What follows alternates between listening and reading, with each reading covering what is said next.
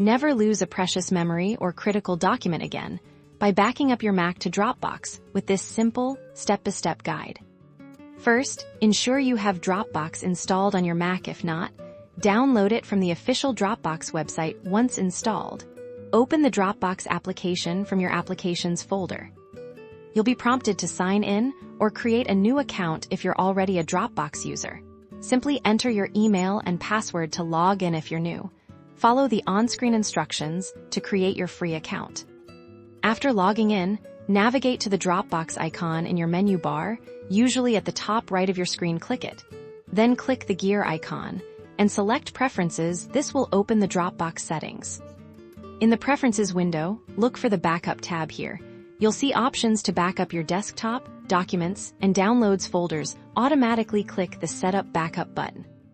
A window will appear allowing you to choose which folders you want to back up. Mac users can select their desktop, documents, and downloads folders. Simply check the boxes next to the folders you wish to protect and click Continue or Backup. Dropbox will then begin the initial backup process. You'll see an indicator showing the progress. This might take some time, depending on the amount of data you're backing up.